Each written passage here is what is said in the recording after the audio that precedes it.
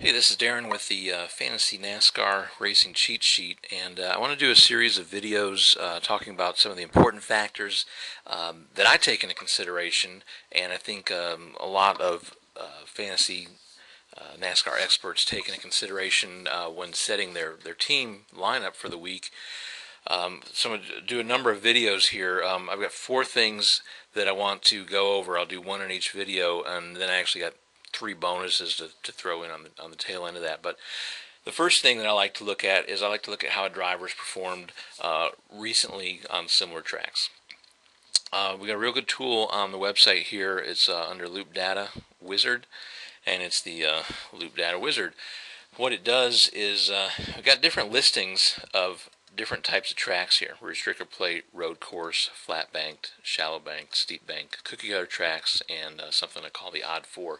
This is really a group. This is all the tracks on the NASCAR series, and it's based upon this article written here by Christopher Harris over at ESPN. He wrote this back in 2007, although seems like it's older than that even. But anyways, I first found this and I thought it was really insightful. It lists the different tracks and their groupings and why he grouped them the way he did, and I thought it was pretty pretty right on. So, and I've always looked at him and have even written articles in the past based upon these similar track rankings. What the wizard lets you do is it's going to come up and let you pick. Really, you can pick any of the tracks at any of the races for the last 5 years on the wizard here. I can go through and click every one if I want to. It'd aggregate all the loop data together. What I like to do really when I want to look at recent similar tracks, Indianapolis, I'd say, okay, show me how the 2009 race was, and then I want to couple it with Pocono's June race. Let's just say I'm going to look at those two tracks and come down to submit. And so what it's going to show me here is it's going to list all the drivers, and again, this is selected on two races, Pocono race and the Indianapolis race. And what it does is it ranks according to this column over here, the average rating. This is the NASCAR Loop Data rating that the driver had for the track. And now sometimes a driver can have a really good rating during a race and then not always have the best finish. You can always click on a column and reorder by their finish, and you see Jimmy Johnson and Tony Stewart both have an average finish of third over the last two races. You got different things. I've chosen two races for this particular wizard lookup, and you can see whether here's one. Brian Vickers only had one race. Obviously, didn't race in Pocono earlier in this year.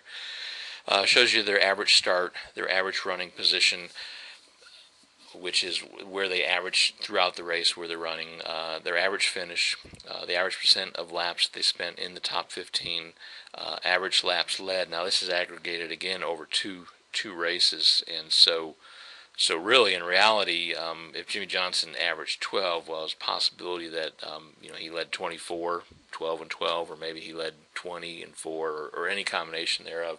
So you always got to remember that on the average laps led. I just like to see that maybe they've led some laps, and then their average rating. So if we want to sort it back by the average rating, you can see Jimmy Johnson ranks the highest, and Juan Pablo, Denny Hamlin, Tony Stewart, Kevin Harvick, Clint Boyer, right on down. You can always sort it again by that average finish. It's going to rearrange the drivers over here, give you a little bit different. I kind of like to look at in a couple different ways. This helps me get a baseline. This gives me a group of drivers. This isn't the end all, but it lets me see how drivers have performed at similar tracks. And I kind of like this on the front end of my picks, and then maybe to really fine tune things on the rear of my picks when almost when it's race day, and I can't think which driver I want. Do I want Jimmy Johnson or Juan Pablo Montoya here at Indy? I might come back and look at this. Again, the wizard isn't limited to just picking those types of races. I could pick the last three races at Indy, the last three race years at Pocono. I guess that's 1, 2, 3, 4 really, huh? We'll do the last three there. I can come over to like flat bank tracks too if I think for some reason that Martinsville and New Hampshire are also relevant to this week's pick. Maybe I for some reason think that a road course might be relevant. You can pick as many races as you want from as many sections as you want, and then just click the submit button from wherever you're at.